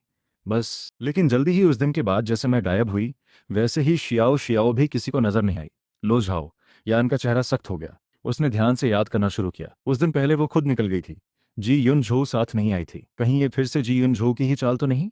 लो झाओ यान उस कमरे में गई जहां जी युन झो और जी चुआन को बंद किया गया था। उसे देखते ही जी युन झो लपक कर मिन्नत करने लगी, झाओ यान, तुम मुझे छुड़ाने आई हो ना? मुझे मालूम है मैंने गलती की। बस मैं तुमसे बहुत प्यार करती हूँ, इसलिए तुम्हारे आसपास किसी और मर्द को बर्दाश्त नहीं कर पाई। मैं चाहती थी तुम्हारी नज़रों में सिर्फ मैं रहूं। बस बहुत प्यार करती हूँ तुमसे। मुझसे ज़्यादा तुम्हें कोई प्यार नहीं कर सकता। लो झाओ यान ने उसका ये भावुक इजहार सुना, लेकिन उसके चेहरे और भावों में कोई हलचल नहीं आई। उसने एक लात मारकर उसे पीछे धकेला और पूछा, शियाओ शियाओ कहाँ है? जी युन झो का चेहरा एक पल के लिए बदला, फिर तुरंत सिर हिलाकर बोली, मुझे नहीं पता। मेरा उससे कोई लेना देना नहीं। मुझे कैसे पता होगा वो कहाँ है? लो झाओ यान गुस्से में भराई, उस रात तुम जानबूझकर मेरे पीछे रह गई थी। क्या किया था तुमने? जी यून झो अनजान बनते हुए बोली, कौन सी रात? झाओ यान, मुझे समझ नहीं आ रहा तुम क्या कह रही हो। लो झाओ यान ने धीरे से कहा, अच्छा समझ ना आया तो कोई बात नहीं, मुझे यकीन है जल्दी ही समझ आ जाएगा। उसने हल्का सा इशारा किया। फौरन किसी ने जी यून झो को बांध दिया। जो सजा जी चुआन को दी गई थी वही अब जी यून झो पर आजमाई जाने लगी। लेकिन जी यून झो अपने भाई से ज्यादा जिद्दी निकली, एक तरह की यातना सहने के बाद भी। झाओ यान, मुझे सच में नहीं पता, मुझे बस इतना याद है, चीजी हान ने मेरे भाई को घायल किया, फिर अपनी बहन को लेकर भाग गई। उसके बाद मैंने उस शियाओ शियाओ को कभी नहीं देखा। लो झाओ यान ने ताना मारते हुए कहा, अच्छा फिर कुछ और आजमाते हैं। लो परिवार में 18 किस्म की सजाएं, देखते हैं तुम कौन से नंबर तक टिक पाती हो। जी यून झो का दिल कांप गया, लेकिन उसे मालूम था अभी कुछ भी कबूल करने का मतलब है खुद को फंसाना। जी चुआन, और वो कई दिनों से गायब हैं, जी परिवार के लोग जरूर कोई ना कोई रास्ता निकालेंगे। जी यून झो एक तरफ सजा भुगत रही थी, दूसरी तरफ लो झाओ यान भी खाली नहीं बैठी थी। उसने पहले ही उस दिन शियाओ शियाओ से जुड़े सभी लोगों की जांच करवा दी थी। जी यून झो की सजा पूरी होने से पहले ही वहां से जवाब आ गया कि जी यून झो ने ही उन दो आदमियों को शियाओ शियाओ को समंदर में डुबोने का हुक्म दिया था। उस आदमी ने यही बताया, उन्होंने शियाओ शियाओ को समंदर में फेंक दिया था। लो झाओ यान ने चुपचाप आंखें बंद कर ली। आखिरकार उसे समझ आ गया, मैं इतनी बेताबी से जी यून झो को क्यों मारना चाहती। असल में जी यून झो ने ही मेरी बहन को मरवाया था। मैं अपनी बहन को इतना चाहती, फिर उससे बदला ना लूं, ऐसा कैसे हो सकता है। इसलिए मेरा समंदर में कूदना भी सच था। बहन को खोने के बाद ऊपर से खुद उसने मुझ पर गोली चलाई। शायद मेरा दिल पूरी तरह टूट गया था, इस दुनिया से कोई उम्मीद नहीं बची थी, इसलिए मैं जीना ही नहीं चाहती थी। लो झाओ यान ने अपना सीना पकड़ लिया, सिर झुकाते ही उसकी आंखों से आंसू बूंद बूंद टपकने लगे। चीजी हान मर गई, वो सच में मर गई, और वो भी उसी की ढिलाई की वजह से। लो झाओ यान को अपनी पूरी जिंदगी में इतना दर्द कभी नहीं हुआ था। उसने कभी सोचा ही नहीं था कि मैं उसके पास ना रहूं, ये तो सोचा ही नहीं था कि मैं मर सकती हूँ। मैं इतनी मजबूत थी, मैं कैसे मर सकती थी। ये उसी की गलती थी, उसी ने मुझे मरवाया। नहीं, असल में एक और इंसान है, जी यून झो ही असली कसूरवार है। जी यून झो ने ही हर तरीके से मुझे फंसाया। एक जरा सी सजा में भी हिम्मत हार गई, इससे तो वो खुद बेहतर निकला। इतना नाजों से पला बड़ा होने के बावजूद। लो झाओ यान जी यून झो के पास गई। जी यून झो अब पूरी तरह जख्मी हो चुकी थी, शरीर पर एक भी अच्छी जगह नहीं बची थी। वो घबराकर सिर हिलाते हुए बोली, लो झाओ यान, तुम क्या करना चाहती हो। लो झाओ यान ठंडी हंसी हंसी, अब डर लग रहा है। शियाओ शियाओ को मरवाकर चीजी हान को तड़पाया तब डर नहीं लगा था। जी यूनझो ने फिर अनजान बनने की कोशिश की। शियाओ शियाओ को मरवाया। झाओ यान, मुझे सच में नहीं पता, तुम किसी की बातों में मत आओ। लो झाओ यान ने बंदूक निकालकर उसकी तरफ तानी, कहा, अब भी झूठ बोलने की हिम्मत है तो जा मर जा। लो झाओ यान ने हल्के से ट्रिगर दबाया, लेकिन गोली चलने से एक सेकंड पहले ही दरवाजे से एक आवाज आई, रुको पापा, आज कोई मुझे चीजी हान का बदला लेने से नहीं रोक सकता। लो साहब ने घबरा कर कहा, हो सकता है चीजी हान मरी ना हो। लो झाओ यान के हाथ से बंदूक गिर पड़ी। वो पलटकर बड़े कदमों से आगे बढ़ी। उत्साह से उसके हाथ कांप रहे थे। क्या चीजी हान सच में नहीं मरी? लो साहब ने गंभीरता से कहा, मुझे पता चला है गायब होने से पहले उसने विदेश में हथियारों का काम करने वाले वन परिवार से संपर्क किया था। लो झाओ यान की पलकों से एक आंसू टपक पड़ा। वो गला रूंधते हुए बोली, पापा, चीजी हान कहाँ है? मुझे उसे ढूंढना है। लो साहब ने एक आह भरी, मैंने बस इतना कहा है कि यह मुमकिन है। ठीक ठीक, ठिकाना अभी मुझे नहीं मिला है, हो सकता है ऐसा ना भी हो। लो झाओ यान ने बेचैनी से कहा, नहीं ऐसा नहीं है, आप सही कह रहे हैं, चीजी हान अभी नहीं मरी। उसकी फितरत देखकर वो कभी खुद को खत्म नहीं कर सकती। वो जहां भी हो मैं उसे जरूर ढूंढ निकालूंगी। लो साहब ने जाते वक्त एक बात के बदले जी यून झो और जी चुआन को छुड़ा लिया। उन्हें तभी शक हुआ जब पता चला लो झाओ यान ने मेरी वजह से जी परिवार के इन दोनों भाई बहन को बंद करवाया है। लो साहब अपनी बेटी को अच्छे से जानते थे, सीधे उससे कहकर उन्हें छुड़वाना मुमकिन नहीं था, इसलिए वो खुद जांच में लग गए। आखिर लो परिवार के पास अभी भी कई अहम राज थे जो लो झाओ यान को नहीं सौंपे गए थे, इसलिए वो लो झाओ यान से ज्यादा जानकारी निकाल सकते थे। सबको लो साहब लेकर चले गए। उस गुप्त कमरे में सिर्फ लो झाओ यान अकेली रह गई। वो रोती रही, और उस पर उसे समझ आया दिल में गहरा दर्द किसे कहते हैं। पहले उसका मन था जी यून झो को मारकर मेरा बदला ले, आगे क्या होगा ये सोचने का उसे वक्त ही नहीं मिला। उसे नहीं पता था मुझे खोकर वो पहले जैसी जिंदगी जी पाएगी या नहीं, लेकिन इस पल उसे एक बात साफ समझ आ गई, वो मुझसे प्यार करती है, वो मुझे खोना नहीं चाहती। बस उसने मुझे इतना गहरा जख्म दिया था। मेरे जैसे जिद्दी स्वभाव वाली इंसान क्या फिर उसके पास लौटेगी? लो झाओ यान बहुत जानना चाहती थी कि मैंने कभी उससे प्यार किया भी था या नहीं। लेकिन चाहे मैंने प्यार किया हो या ना किया हो, चाहे मैं उसे माफ करूं या ना करूं, वो चाहती थी मैं हमेशा के लिए उसके पास रहूं। दूसरी तरफ मैं अपने कंधे के भयंकर दर्द को सहते हुए लगातार आगे तैरती रही। जब लगभग दम तोड़ने वाली थी, आखिरकार एक छोटी स्पीड बोट दिखाई दी। उस पर मौजूद लोगों ने मुझे ऊपर खींचा और तेजी से दूर निकल गए। किश्ती पर चढ़ते ही मेरी रुकी हुई सांस जैसे ढीली पड़ गई और मैं तुरंत बेहोश हो गई। मुझे नहीं पता कितनी देर बेहोश रही। जब होश आया तो पूरा बदन दर्द कर रहा था, लेकिन कंधे का गोली का जख्म पहले ही साफ किया जा चुका था। अंधेरे में एक छोटी सी बत्ती नरम रोशनी फैला रही थी। ठंडी किश्ती में जैसे थोड़ी गर्माहट सी आ गई थी। मैंने खिड़की से बाहर देखा, रात अभी गहरी थी। लगता है मैं लो परिवार से बचकर निकल आई हूँ। पता नहीं ये खुशी की बात है या नहीं। आंसू धीरे धीरे टपकने लगे। काश मेरी बहन भी साथ भाग पाती, उन बेरहम माँ बाप के अलावा जिन्होंने मुझे छोड़ दिया था। मैंने कभी अपने असली माँ बाप को ढूंढने की सोची भी नहीं, जिन्होंने इतनी बेरहमी से मुझे और मेरी बहन को छोड़ दिया। मुझे ऐसे बेदर्द रिश्तेदारों की जरूरत नहीं। जिंदगी में जैसे अब कोई काम ही नहीं बचा था। मैं जैसे बिना ठिकाने की भटकती आत्मा बन गई थी। जी यूनझो को मरना ही होगा, और जी चुआन भी। जी चुआन ने मेरी बहन को तंग किया था, उसे भी मरना होगा। दोनों को मारने के बाद मैं आज़ाद हो जाऊंगी। शायद फिर मैं ऐसी जगह देख सकूं जो कभी नहीं देखी, थोड़ी आराम की जिंदगी जी सकूं। मैं यही सोच रही थी कि आगे कहाँ रहूंगी। तभी दरवाजे पर हल्की सी दस्तक हुई। मैं होश में आई तो देखा सुबह हो चुकी थी। मैंने कहा, अंदर आओ अंदर आओ। कुछ जानी पहचानी सी, कुछ अनजान सी एक औरत को देखकर मैं एक पल के लिए ठिठक गई। वेनथांग। वेनथांग की आंखें मुस्कुराते हुए मुड़ गईं। वो सिर झुकाकर वेनथांग बगल की कुर्सी पर बैठकर हंसते हुए बोली, तुम तो मेरी जान बचाने वाली हो, मैं खुद तुम्हें लेने क्यों नहीं आऊंगी। मेरी वेनथांग से पहचान तब हुई थी जब मैं लो झाओ यान के साथ विदेश में एक बिजनेस डील पर गई थी। उस दिन वहां कई परिवारों की ताकतें मौजूद थीं। अचानक किसी ने हमला कर दिया। मैं और लो झाओ यान भीड़ में बिछड़ गए, और इत्तेफाक से मेरा सामना वेनथांग से हुआ। वो हमलावर बहुत पेशेवर थे, जैसे विदेश के भाड़े के सैनिक हों। वेनथांग और लो झाओ यान जैसी बड़ी हस्तियां भले ट्रेनिंग ली हुई थीं, फिर भी उन खून के प्यासे बदमाशों के सामने कमजोर पड़ गईं। जब वेनथांग की जान लगभग जाने वाली थी, तभी मैंने उसे बचाया। मेरी फुर्ती देखकर वेनथांग की आंखें चमक उठीं। उसे पता था मैं लो, हालांकि वो विदेश में रहती थी, फिर भी उसने सुना था कि लो परिवार अनाथालय से बच्चे चुनकर उन्हें जान निसार बनाने की ट्रेनिंग देता है, और उन्हें कभी भी लो परिवार छोड़ने की इजाजत नहीं होती। उन्हें आखिरी सांस तक लो परिवार के लिए जान लगानी होती है। वेनथांग को यह तरीका बिल्कुल पसंद नहीं था। उसने कभी कहा था कि अनाथों को गोद लेकर जान निसार बनाना, इससे लो परिवार को अच्छा नाम भी मिल जाता है। लोग कहते हैं लो परिवार में कितनी सामाजिक जिम्मेदारी है, और ये बेसहारा बेखानदान बच्चे आसानी से काबू में भी रहते हैं। लो परिवार सच में पाखंडी है। इसलिए वेनथांग ने मुझसे कहा, अब लो परिवार के लिए जान मत लगाओ। तुम्हें ऐसा नहीं सोचना चाहिए कि तुम पर लो परिवार का कोई एहसान है। उन्होंने भले तुम्हें पाला हो, लेकिन तुम्हें इतनी बेरहम ट्रेनिंग से गुजरने दिया। मरने की संभावना भी इतनी ज्यादा थी, बस 2 वक्त की रोटी के बदले। अगर लो परिवार तुम्हें गोद ना लेता तो शायद तुम किसी खुशहाल परिवार में पल जाते। लो परिवार ना भी लेता, अनाथालय तो तुम्हें भूखा नहीं मारता। ये मेरी 20 से ज्यादा साल की जिंदगी में पहली बार था जब मुझे लो परिवार पर शक हुआ। मुझसे पहले कभी किसी ने ऐसी बात नहीं कही थी। लो परिवार बचपन से हमें यही सिखाता था कि लो परिवार ने हमें पाला है, इसलिए हम उनके कर्जदार हैं। हमारी जान लो परिवार की दी हुई है, इसलिए हमेशा लो परिवार के लिए काम करना है। लेकिन मेरे मन में हलचल मच गई। मुझे लगा वेनथांग सही कह रही है। अगर लो परिवार इतने सारे अनाथ बच्चे गोद न लेता, तो शायद मैं और मेरी बहन किसी आम परिवार में पल जाते, या फिर अनाथालय में ही रहते। लेकिन 18 साल की उम्र में बाहर निकलकर काम कर सकते थे, कम से कम भूखे तो ना मरते। तब मुझे और मेरी बहन को वो क्रूर चुनाव और ट्रेनिंग नहीं झेलनी पड़ती। मैं देखती रही एक के बाद एक बच्चे मरते जा रहे थे। अगर मैं जी जान से बहन को बचाने के लिए टॉप रैंक हासिल न करती, तो मैं और मेरी बहन कभी की मर चुके होते।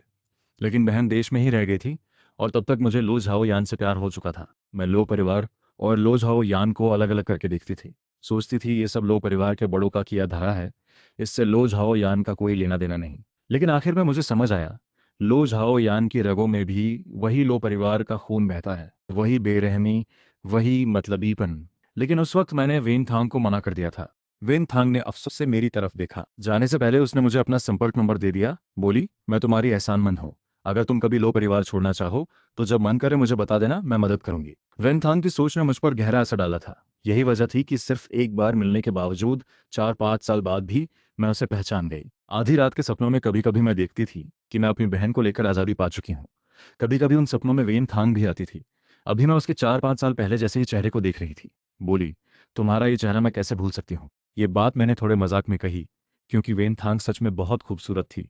लेकिन मैंने ये नहीं बताया कि मैंने उसके सपने भी देखे थे। वेनथांग को आमतौर पर कोई उसे सुंदर वगैरह कहे तो बिल्कुल पसंद नहीं आता, लेकिन मेरी बात सुनकर उसे गुस्सा नहीं आया, बल्कि अपने गाल छूते हुए मेरे पास आकर बोली, तुमसे तारीफ मिलना मेरे लिए सौभाग्य की बात है। सफ़र में करीब 10-12 दिन का जहाज का रास्ता था, लेकिन यह सफ़र बिल्कुल बोरिंग नहीं था, क्योंकि वेनथांग बीच बीच में मुझसे बातें करने आती रहती थी। वेनथांग और लो झाओयान का स्वभाव बिल्कुल अलग था। लो झाओयान रौबीली और गंभीर रहती थी, कम हंसती थी। वहीं वेनथांग ऊपर से मजाकिया और हंसमुख दिखती थी, लेकिन अंदर से चालाक थी। मैं उससे दूरी बनाए रखने की कोशिश करती रही।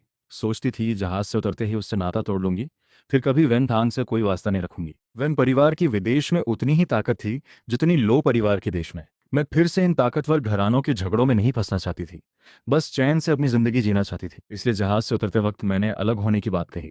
वेनथांग ने कंधे उचकाकर कहा, तुम अलग होना चाहती हो?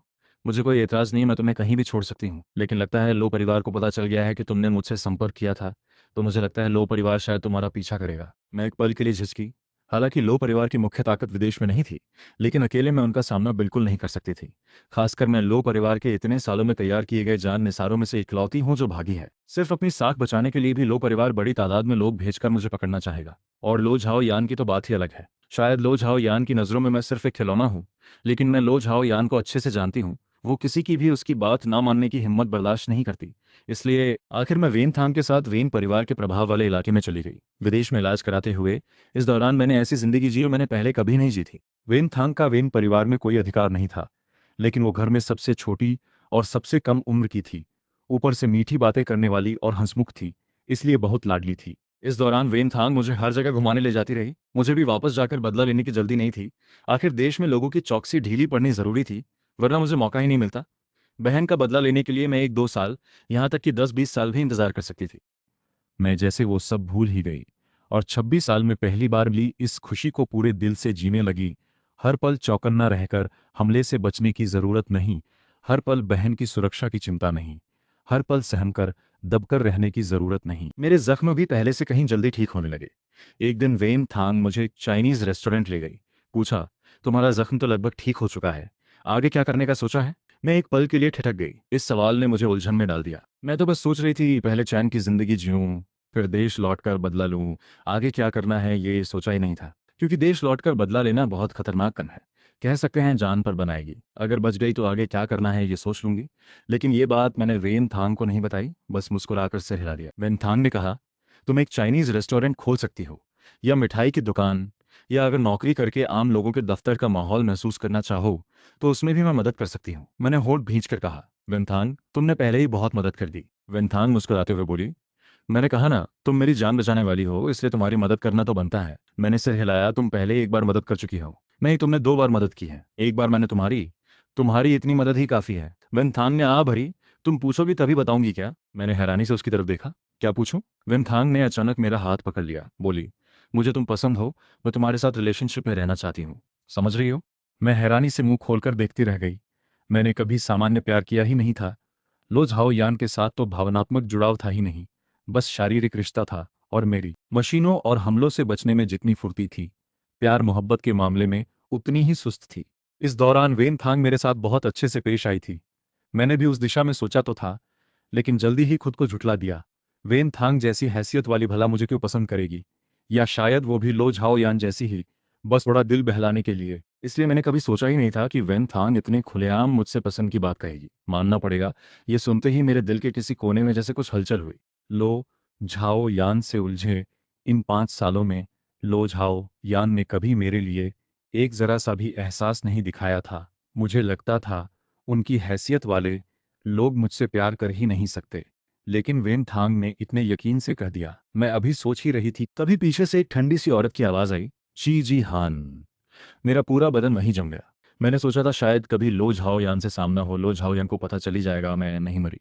लेकिन मुझे अंदाजा नहीं था लो झाओ यान इतनी जल्दी मुझे ढूंढ निकालेगी। अचानक हाथ पर एक गर्म एहसास आया। वेन थांग ने मेरा हाथ पकड़ लिया, तसल्ली देते हुए कहा, कुछ नहीं होगा, मैं हूं ना। सिर्फ 2 महीने साथ रहे थे, फिर भी वेन थांग में कुछ ऐसा था जो मुझे सुकून देता था। मेरा शरीर थोड़ा ढीला पड़ा।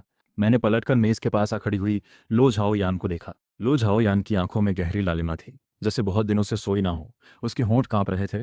वो अपनी आंखों की नमी छुपाने की कोशिश कर रही थी। बोली, चीजी हान तुम नहीं मरी, मुझे पता था तुम नहीं मरोगी। मैंने हल्की सी हंसी हंसी चुप्पी तोड़कर कहा, मैं नहीं मरी, तुम्हें निराश किया क्या झाओ यान? लो झाओ यान का दिल जैसे मुड़ गया। घबरा कर बोली, नहीं ऐसा नहीं है जी हान, तुम मुझसे नाराज हो उस दिन गोली चलाने की वजह से? मुझे जी युन झोऊ ने, तुम रहम कर दो। लो झाओ यान को अपनी जिंदगी में कभी इस तरह ताना नहीं सुनना पड़ा था, खासकर वेन थांग के सामने। उसने मुश्किल से चेहरे पर मुस्कान बनाए रखते हुए कहा, जी हान, मुझे लगता है हमारे बीच बहुत गलतफहमियां हैं। क्या हम अकेले में बात कर सकते हैं? मैंने बिना झिझक से हिलाकर कहा, नहीं चाहिए, हमारे बीच बात करने लायक कुछ नहीं बचा। अगर तुम्हें लगता है मैंने लो परिवार से गिरफ्तारी की और मुझे पकड़ने आई हो तो शौक से करो। लो झाओ यान ने तकलीफ से आंखें बंद करके गहरी सांस ली। बोली, मैं तुम्हें पकड़ने नहीं आई, मैं तुमसे माफी मांगने आई हूँ। मैंने बेभाव चेहरे से कहा, आप लो परिवार की 9वीं मालकिन हैं और मैं बिना किसी हैसियत वाली एक अनाथ, आप मुझसे माफ़ी की बात क्यों कर रही हैं? अगर आप मुझे पकड़ने नहीं आई तो कृपया वापस जाइए। मुझे उम्मीद है इस जिंदगी में हमारा फिर कभी सामना हो। लो झाओ यान का दिल जैसे सिरके के मर्तबान में डुबो दिया गया हो, खट्टा और तकलीफ देह बुलबुले की तरह उठ रहा था। पहले उसे लगता था जान निसार होने की वजह से ठंडी और बेजान हो, लेकिन असल में उसने कभी सच में बर्फ जैसा ठंडा रूप देखा ही नहीं था। इस तरह मेरा हजारों मील दूर जैसा व्यवहार करना उसे एक कदम भी आगे बढ़ने की हिम्मत नहीं दे रहा था। इससे पहले कि वो कुछ और कहती, वेन थांग ने मुझे सहारा देकर खड़ा कर दिया। हम दोनों कंधे से कंधा मिलाकर वहां से निकल गए। हमारी वो पीठ लो झाओ यान के दिल में चुभ गई। ये एहसास ऐसा था जैसे किसी ने चाकू से उसके दिल का मांस काट दिया हो। इतना दर्द कि उसकी पूरी ताकत जैसे खत्म हो गई हो। असल में मैंने पहले कभी उससे सच में बेरुखी नहीं दिखाई थी। ये तो असली बेरुखी थी, जो किसी को पास आने का मौका ही नहीं देती। लेकिन लो झाओ यान भला कैसे मान लेती, खासकर जब वेन थांग साथ थी। इस बात का जिक्र होते ही वेन थांग अचानक रुक गई। उसने पलटकर ठंडी हंसी हंसते हुए कहा, इस बारे में तो मुझे भी कहना है। तुम लोग लो परिवार वाले अनाथ गोद लेने के नाम पर जान निसार तैयार करते हो। अच्छा नाम तो तुम लोग ले लेते हो, लेकिन पीछे से इतना घिनौना काम करते हो। क्या तुम्हारे लो परिवार का अनाथालय इन बच्चों को भूखा मार देता अगर तुम ना पालते? तुम्हारे लो परिवार की 2 वक्त की रोटी के लिए ना जाने कितने बेकसूर बच्चों की जान गई है। चीजी हान ने इसी रोटी के लिए तुम्हारे लो परिवार के लिए इतने साल जान लगाई। अगर किसी का किसी पर एहसान है तो वो तुम्हारे लो परिवार का चीजी हान पर एहसान है। तुम्हारे लो परिवार का उन बेकसूर मरे बच्चों पर एहसान है। लो झाओ यान की बोलती बंद हो गई। एक पल के लिए उसके पास कोई जवाब नहीं था। वो लो परिवार की हर बात को हमेशा से सही मानती आई थी। आदतन अगर हमें चुनने का मौका मिलता तो हम कभी लो परिवार से गोद लिए जाने का विकल्प ना चुनते। लो झाओ यान ने धीरे से मेरी तरफ देखा, झिझकते हुए पूछा, क्या तुम भी ऐसा ही सोचती हो? मैंने बिना किसी शक के सिर हिलाया। अनाथालय में भले हम अक्सर भूखे रहते थे, लो परिवार जितना अच्छा खाना नहीं मिलता था, लेकिन कम से कम हम जिंदा तो रह सकते थे। मेरे साथ आए साथियों में से अब कौन बचा है? मेरे सिवा सब मर चुके हैं, मेरी बहन समेत। मैंने नफरत भरी नजरों से उसकी तरफ देखा। वो सब मर गए। अगर तुम्हारे लो परिवार ने पहले ही साफ बता दिया होता कि हमारी जान के बदले वो खाना दिया जा रहा है, तो कोई भी लो परिवार से गोद लिया जाना कबूल नहीं करता। लो झाओ यान का शरीर लड़खड़ाया, धीमी आवाज में बोली, लेकिन मैं तुमसे प्यार करती हूँ। अगर पहले लो झाओ यान ये बात कह देती तो शायद मैं अपनी जान भी दे देती। तुम्हें लगता जायज था, लेकिन अब तो बस। तुमने जी युन झो से मेरी बहन मरवाया, फिर खुद अपने हाथों से मुझ पर गोली चलाई। लो झाओ यान ने तुरंत सिर हिलाया, घबरा कर बोली, नहीं जिहान, मुझे जी युन झो ने धोखा दिया था। मुझे कभी अंदाजा नहीं था तुम्हारी बहन मर जाएगी। मैंने पूछा, बस ना मरे तो काफी है। तुम मुझसे प्यार करती हो, फिर मुझे तड़पते देखकर तुमने कभी सोचा कि मुझे भी दर्द होता है? तुम्हें प्यार का मतलब पता है? लो झाओयान, तुम किसी से प्यार नहीं करती, तुम बस खुद से प्यार करती हो। तुम्हें बस अपनी भावनाओं की परवाह है। तुम शुरू से ही एक खुदगर्ज बेरहम इंसान हो। तुम्हें प्यार की बात करने का कोई हक नहीं। लो झाओयान ने मुंह खोला, लेकिन कोई जवाब नहीं दे पाई। बस बेबस होकर मुझे जाते देखती रही। मैं और वेन थांग बाहर निकली। बाहर तेज धूप थी, ठीक वैसे ही जैसे लो झाओ यान कभी मेरी जिंदगी में आई ही नहीं थी। मेरा मन अचानक हल्का हो गया। लो झाओ यान, वेनथांग की नजरें लगातार मुझ पर टिकी थीं। राहत की सांस लेते हुए बोली, लो झाओ यान से मिलकर तुम मेरी सबसे ज्यादा शांत रही। मैंने हंसते हुए पूछा, तुम्हें क्या लगता था उसे देखकर मेरी क्या प्रतिक्रिया होगी, डर या गुस्सा? वेनथांग ने साफ कहा, मुझे बस डर था कहीं तुम्हारे मन में उसके लिए अब भी कुछ बचा ना हो। मैं हैरानी से उसकी तरफ देखने लगी। मुझे बिल्कुल अंदाजा नहीं था वेनथांग को पता चल जाएगा कि मेरा लो झाओ यान के लिए पहले कोई खास एहसास था। वेनथांग ने बेबसी से हंसते हुए कहा, उसी दिन मुझे समझ आ गया था तुम्हारी नजरें उसे देखते वक्त कैसी होती थीं। हालांकि उसके साथ इतने बॉडीगार्ड थे, लेकिन तुम सिर्फ काम पूरा करने के लिए वहां नहीं थी। तुम सच में अपनी जान देकर भी उसे बचाना चाहती थी। दरअसल इस दौरान साथ रहते रहते मुझे पहले ही समझ आ गया था कि वेनथांग अपने रोज के लापरवाह अंदाज से अलग है। उसकी सोच बहुत बारीक है, लेकिन सीधी भी। उस दिन वेनथांग को यकीन हो गया कि मुझे लो झाओ यान से प्यार है। फिर भी ये बात मुझे हैरान करती है। वेन थांग का अभी अभी किया गया इजहार लो झाओ यान की वजह से बीच में रुक गया था। उसने आगे कहा, जी हान, मैंने जो पसंद की बात कही थी वो सच में गंभीरता से कही थी। मैं लो झाओ यान जैसी नहीं हूं, लेकिन तुम मुझ पर यकीन ना करो तो भी मैं साबित करके दिखाऊंगी। मैंने कुछ नहीं कहा।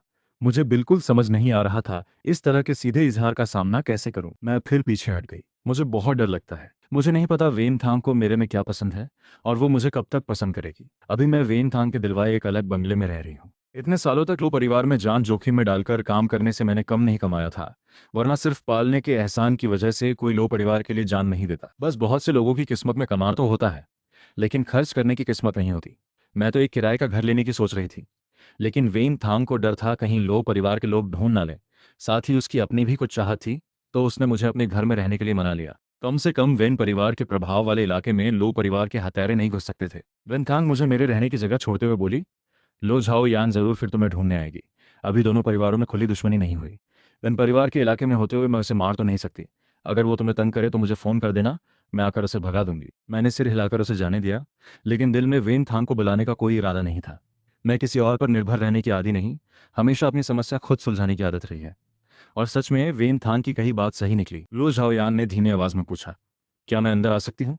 मैंने बेरुखी से कहा, जो कहना है यही कह दो। लो झाओयान ने बड़ी मुश्किल से नरम आवाज में कहा, चीजी हान, मैंने तुम्हें दुख पहुंचाया, ये मेरी गलती है, लेकिन मैं चाहती हूँ तुम मुझे एक मौका दो, मुझे सुधरने का मौका दो। मैंने चुपचाप उसे देखा, काफी देर बाद पूछा, मैं तुम्हें मौका दूं तो मेरी बहन को मौका कौन देगा? वो सिर्फ 19 साल की थी, मेरी बहन की जान की भरपाई कौन कर सकता है? लो झाओयान ने कहा, मैंने पूरी जांच कर ली है। जी युन झो ने ही तुम्हारी बहन को मरवाया था। देश लौटते ही मैं उसे और जी चुआन को यातना कक्ष ले गई थी। असल में मैं उसे मारकर तुम्हारा बदला लेना चाहती थी, लेकिन मेरे पापा ने तुम्हारी जानकारी के बदले उसे छुड़ा लिया। फिर भी तुम फिक्र मत करो, मैं उसे जरूर मार डालूंगी। इतना कहकर लो झाओ यान उम्मीद भरी नजरों से मुझे देखने लगी। उसे लगा, जी सच में सिर्फ जी युन झो अकेले ने मेरी बहन को मारा? तुम्हें अच्छे से पता था मेरी बहन मेरे लिए कितनी अहम है, फिर भी तुमने उसे जी चुआन के पास भेजा। जी युन झो ने बार बार मुझे फंसाया, लेकिन तुमने कभी मुझ पर भरोसा किया? अगर तुमने आंखें मूंद कर उसे शह न दी होती तो जी युन झो कभी मुझे और मेरी बहन को नुकसान नहीं पहुंचा पाती। असल में मुझे नुकसान पहुंचाने वाली इंसान कौन है? लो झाओ यान चुप हो गई। असल में वो भी ये बात अच्छे से समझती थी, बस कभी मानने की हिम्मत नहीं जुटा पाई। उसने कभी नहीं माना कि मुझे मिली हर चोट उसी की वजह से थी।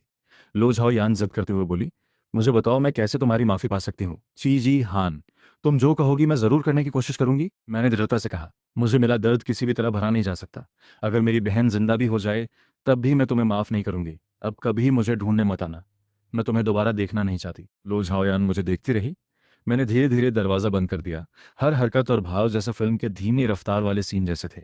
लो झाओयान को शायद जिंदगी भर ये पल याद रहेगा।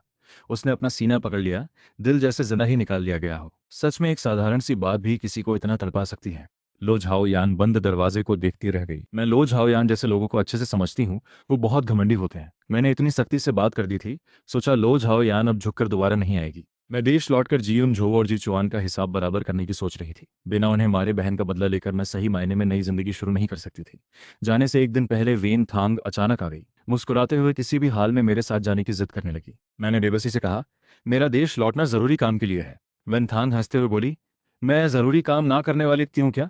मैंने सीधे कहा, हाँ तुम बिल्कुल फुर्सतिया और काम धाम ना करने वाली लगती हो। ये कहते ही मुझे खुद हैरानी हुई कि ये बात मेरे मुंह से यूं ही निकल गई, क्योंकि लो परिवार में इतने साल सतर्क रहने की आदत की वजह से मैं किसी से भी बात करने से पहले दिमाग में 100 बार सोचती थी। लेकिन वेन थांग के सामने मैं बहुत सहज महसूस करती थी, बेफिक्र, जैसे बिना सोचे समझे मजाक कर सकूं। मुझे कोई फिक्र नहीं थी कि वेन थांग को बुरा लगेगा। सच में वेन थांग को बुरा नहीं लगा, बल्कि बोली, फिर हम साथ मिलकर मजे क्यों ना लें? जिंदगी वैसे भी कुछ दशकों की है, क्या हर बार कोई बड़ा काम ही करना जरूरी है? खुशी से जिंदगी बिताना भी अपने आप में एक मकसद हो सकता है। उसकी ये बात सुनकर मैंने सच बता दिया, मैं इस बार देश इसलिए लौट रही हूँ ताकि जी युन झो और जी चुआन को मार सकूं। अपनी बहन का बदला लेना है। विनतांग ने कहा, मुझे पहले से पता था, इसलिए मुझे तुम्हारे साथ जाना और भी जरूरी है। जी, परिवार की ताकत भले लो परिवार जितनी नहीं, लेकिन अकेली तुम एक पूरे खानदान का सामना करोगी, ये बहुत खतरनाक है। मैंने कहा, तुम्हारे साथ जाने से तुम्हें भी खतरा होगा। वेनथांग ने बेपरवाही से कंधे उचकाते हुए मुस्कुराकर कहा, लो परिवार और जी परिवार का विदेश में बिजनेस अब भी हमारे वेन परिवार से जुड़ा है। जब तक दोनों पक्ष रिश्ता खत्म नहीं करना चाहते, वो मुझे मारने की हिम्मत नहीं करेंगे। बुरे से बुरा होगा तो मैं तुम्हें बचाव देकर पहले भगा दूंगी। अगर मुझे पकड़ भी लिया तो घर वाले पैसे देकर छुड़वा लेंगे। मुझे हंसी आ गई। मैंने कहा, तुम्हारे घर वालों को पता चला तो तुम पर बहुत गुस्सा करेंगे। वेनथांग ने यकीन से कहा, बिल्कुल नहीं, मेरे घर वाले तो सोचेंगे मैं सुंदरता के लिए वीरता दिखाने वाली बहुत शानदार हूँ। पैसे देकर छुड़ाने में उन्हें कोई शर्म नहीं आएगी। इस अनजाने में कही बात से मुझे एहसास हुआ कि वेन परिवार वेनथांग को कितना लाड़ प्यार और छूट देता है। काश मेरा भी कोई खुशहाल भरा पूरा परिवार होता। मैंने हल्के से सिर हिलाया। हमारे माँ बाप ने तो पहले ही हमें छोड़ दिया था। अगर सच में मिल भी जाएं तो भी वो मेरे लिए वैसे नहीं होंगे जैसे वेन परिवार वेनथांग के लिए है। आखिर में वेनथांग जिद करके मेरे साथ ही देश लौट आई, लेकिन मुझे बिल्कुल अंदाजा नहीं था कि जहाज से उतरते ही लो झाओ यान गेट पर मेरा इंतजार कर रही होगी। मैंने अनजाने में भौहें सिकोड़ ली। लो झाओ यान ने मेरा ये भाव देखकर दिल में एक झटका महसूस किया। पहले मेरी नजरों में उसके लिए सिर्फ ध्यान होता था, अब सिर्फ नफरत बची थी। लो झाओ यान ने मुश्किल से मुस्कान बनाए रखते हुए कहा, जी हान, मुझे पता है तुम इस बार क्यों लौटी हो। मैंने कुछ नहीं कहा। लो झाओ यान खुद ही बोलती रही, तुम अपनी बहन का बदला लेने आई हो ना? इतने सालों में लो झाओ यान असल में मुझे कभी अच्छे से समझ ही नहीं पाई, वरना मुझे इतना नुकसान ना पहुंचाती। लेकिन एक बात लो झाओ यान अच्छे से जानती थी, वो ये कि मैं अपनी बहन को कितना चाहती थी। कितना अहम मानती थी। ये सोचकर उसे इतना पछतावा हुआ कि खुद को चाकू मार ले। उसे अच्छे से पता था मैं अपनी बहन को कितना अहम मानती थी। फिर भी शुरू में उसने मेरी नज़रें सिर्फ खुद पर टिकाने के लिए मेरी बहन को दूर भिजवा दिया था। लो झाओ यान विदेश से लौटकर मुझे छोड़ा नहीं था, बल्कि उसने पहले ही जी युन झो और जी चुआन को पकड़वा लिया था। उसे पता था मैं बहन का बदला लिए बिना नहीं मानूंगी। ये उसके लिए जितना हो सके करने वाली एक सावधानी थी। जी परिवार के भाई बहन को पकड़ने की वजह से जी परिवार और लो परिवार में भारी झगड़ा हो गया था। जी परिवार ने लो परिवार पर दबाव डाला। लो साहब ने पहली बार लो झाओ यान को यातना कक्ष में भेजकर उनसे मुझे सौंपने को कहा। लेकिन लो झाओ यान के पास इतने सालों में अपने खास वफादार लोग थे।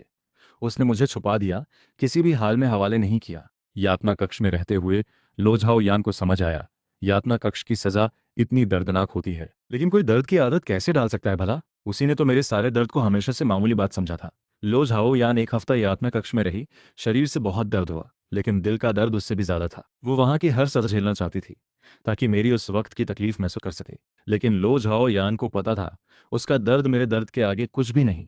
दुनिया में कोई सच में किसी की तकलीफ पूरी तरह महसूस नहीं कर सकता। लो साहब देखते रहे कि वो अड़ी हुई है। आखिर अपनी सगी बेटी को सच में मार तो नहीं सकते थे। आखिर उसे छोड़ना ही पड़ा। लो झाओ यान ने हमेशा मुझ पर नजर रखने वाले लोग लगा रखे थे, इसलिए देश लौटते ही सबसे पहले मुझे लेने आ गई। भले उसके कपड़ों के नीचे इतने जख्म थे, भले उसके कपड़ों के नीचे बहुत सारे जख्म थे। लो झाओ यान ने कहा, जी युन झोऊ और जी चुआन दोनों मेरे कब्जे में हैं। अगर तुम अपने हाथों से बहन का बदला लेना चाहती हो तो मेरे साथ चलो। मैंने बिना झिझक हामी भर दी। विनथांग चिंतित नज़रों से मुझे देखती रही। मैंने तसल्ली दी, फिक्र मत करो, तुम पहले होटल जाकर मेरा इंतजार करो। मैं लो झाओ यान के साथ शहर के बाहर एक बंगले के तहखाने में पहुंची। इन दिनों जी युन झोऊ और जी चुआन को इतनी यातनाएं दी जा चुकी थीं कि वो अब इंसान जैसे लग ही नहीं रहे थे। लो झाओ यान को देखते ही जी युन झोऊ पागलों की तरह गाली देने लगी। लो झाओ यान, तुम ची जी हान के लिए बिल्कुल पागल हो गई हो। तुमने जी परिवार और लो परिवार को लड़ा दिया। तुम लो परिवार की गुनहगार हो। लो परिवार में तुम जैसा खानदान का नाम डुबने वाला कैसे पैदा हुआ? मुझे तो हा बेवकूफ, तुम एक हल्की सी बात के लिए चीजी हान की जान जोखिम में डाल रही हो। तुम्हारा प्यार बर्बाद ही होना चाहिए। फिर उसने मुझे भी गाली दी, तुम अभी तक मरी क्यों नहीं? तुम्हें तो मरी जाना चाहिए। तुम अपनी बहन से इतना प्यार करती हो ना, वो तो मर चुकी है। तुमने खुद अपनी आंखों से देखा था। मैंने उसे समंदर में फेंकवाया, उसकी लाश भी पूरी नहीं बची होगी। जी युनझो आधी बात कहकर रुक गई, क्योंकि मैंने पूरी ताकत से चाकू उसके सीने में घोंप दिया। मुझे पेशेवर हत्यारे के तौर पर पता था कैसे किसी को सबसे तड़पाकर मारा जाए। ये वार उसे सीधे नहीं मारेगा। मैंने एक एक करके जी युनझो को 10 बार चाकू मारा। आखिर में खून को उसके कपड़ों पर पोंछते हुए ठंडी आवाज में कहा, तुझे हमेशा के लिए चुप हो जाना चाहिए। फिर मैं जी चुआन की तरफ बढ़ी। जी चुआन में अपने भाई जितनी हिम्मत नहीं थी। वो जमीन पर घुटनों के बल गिरकर सिर पटकते और रोते हुए माफी मांगने लगा। मुझे मत मारो, तुमसे विनती है, मुझे मत मारो। मैं तुम्हें बहुत सारा पैसा दे सकता हूँ, मुझे मत मारो। मैंने ठंडी हंसी हंसते हुए पूछा, तूने इतने लोगों की जान ली, तब क्या कभी सोचा था आज का दिन आएगा? मैंने भी वैसे ही उसे 10 बार चाकू मारे। 1 घंटे तक दोनों बुरी तरह तड़पते रहे। आखिरकार दोनों की जान चली गई। दोनों को मरा हुआ पक्का करके मैं वापस मुड़ी। तभी लो झाओ यान अनजाने में एक कदम आगे बढ़ी। आंखों में आंसू छुपाते हुए गला रुंधकर बोली, जी हान, क्या ये आखिरी मुलाकात है? मैंने बिना किसी हिचकिचाहट के कहा, हाँ। लो झाओ यान हल्की सी मुस्कान के साथ बोली, तुम्हें खुशियां मिले। अब से उसकी जिंदगी में कोई भी उसकी जान की बाजी लगाकर हिफाजत नहीं करेगा। मैं बंगले से बाहर निकली। वेनथांग गेट पर पहले से मेरा इंतजार कर रही थी। मैंने हैरानी से पूछा, तुम यहाँ कैसे? वेनथांग नरमी से मुस्कुराई। मैं कैसे चैन से बैठ सकती थी, इसलिए यहीं इंतजार कर रही थी। अगर तुम पर कोई खतरा होता तो मैं अंदर जाकर तुम्हारी हिफाजत करती। मैंने मजाक में कहा, लेकिन तुम्हारे हाथ तो मेरे जितने अच्छे नहीं। वेनथांग गुस्से से पैर पटकते हुए बोली, ये बात हाथ अच्छे होने की नहीं है। बात यह है कि खतरे के वक्त मैं तुम्हारे आगे खड़ी होती या नहीं। तुम मर्द लोग ऐसे ही होते हो क्या? मुझे हंसी आ गई। मेरे ठंडे हाथ पैर जैसे थोड़ी गर्माहट महसूस करने लगे, और ये छोटी सी गर्माहट धीरे धीरे हाथ पैर से होते हुए दिल तक पहुंच गई। वापसी के रास्ते में वेनथांग ने मुझे बताया, असल में इस बार उसका देश लौटने का एक और मकसद भी था। वो था मेरे माँ बाप को ढूंढना। शुरुआत में मैंने बहुत विरोध किया। मुझे ऐसे माँ बाप की जरूरत नहीं जिन्होंने मुझे और मेरी बहन को छोड़ दिया था। लेकिन वेनथांग ने कहा उसे कुछ सुराग मिले हैं। हो सकता है मेरे माँ बाप ने हमें जानबूझकर नहीं छोड़ा हो। अगर ये बात साफ नहीं होती तो शायद मैं कभी इस बात से उबर नहीं पाती। मुझे लगता है वेनथांग के साथ ज्यादा वक्त नहीं बिताया, लेकिन वेनथांग सच में मुझे अच्छे से समझती थी। असल में मेरे दिल में परिवार और अपनों के प्यार की गहरी चाहत थी। मैं माँ बाप को ढूंढने से इसलिए बचती थी क्योंकि डर था कहीं सच्चाई पता चलने पर और गहरा जख्म ना मिल जाए। वेनथांग की मदद से जल्दी ही मेरे माँ बाप मिल गए। असल में वो जानबूझकर हमें छोड़ा नहीं था, बल्कि दुश्मनों के बदले की वजह से पीछा किए जाने पर कोई और चारा ना होने की वजह से हमें छोड़ना पड़ा था, ताकि हमारी जान बच सके। मेरे माँ बाप शहर में नहीं रहते थे, लेकिन कोई मामूली परिवार भी नहीं थे। उन्हें जब पता चला हमने लो परिवार में कितनी तकलीफें झेली, वो बहुत गुस्से में आ गए, खासकर ये सुनकर कि छोटी बेटी को मरवा दिया गया। इसलिए कुछ महीनों बाद जब लो परिवार और जी परिवार के बीच पूरी दुश्मनी होकर जंग छिड़ी, मेरे माँ बाप ने बीच में काफ़ी मदद की। लो परिवार जी परिवार से बड़ा था, लेकिन जी परिवार ने लो परिवार की बदनामी करते हुए अनाथ गोद लेकर जान निसार तैयार करने की बात उजागर कर दी। जल्दी ही पूरी दुनिया लो परिवार के खिलाफ हो गई। आखिर में लो परिवार और जी परिवार दोनों को भारी नुकसान उठाना पड़ा। सुना है लो झाओ यान ने आखिर में कहा था वो लो परिवार की गुनहगार है, अपनी जान देकर इसकी भरपाई करने को तैयार है, लेकिन उसे इस बात का कोई पछतावा नहीं कि मेरे लिए जी परिवार के दोनों भाई बहन को मरवाया। आखिर में लो झाओ यान बची या नहीं, ये किसी को पता नहीं। ये सुनकर मैं बस बेपरवाही से मुस्कुरा दी। वेन थांग उस वक्त मेरे लिए खाना बना रही थी, जानबूझकर मेरा चेहरा देखती रही। ये देखकर उसे बहुत, माँ बाप से इतने सालों बाद मिलकर कितना गहरा रिश्ता बन पाएगा, ये तो नहीं पता। लेकिन अब मैं सब कुछ पीछे छोड़ चुकी थी, अब कुछ खोने का डर नहीं था। अगर वेन थांग आगे मुझसे प्यार ना करे, मेरे साथ अच्छा व्यवहार ना करे, तो मैं उसे भी छोड़ दूंगी। अगर माँ बाप भी आगे मुझसे प्यार ना करें, मेरे साथ अच्छा व्यवहार ना करें, तो मैं उन्हें भी छोड़ दूंगी। लो परिवार में 26 साल रहकर जो बात मैं कभी नहीं सीख पाई, वो ये थी कि सबसे पहले खुद से प्यार करना ज़रूरी है। अब मैंने ये सीख लिया है, इसलिए बाकी की ज़िंदगी में मैं अपनी भावनाओं को सबसे पहले रखूंगी। मैं किसी और से ज़्यादा खुद से प्यार करूंगी।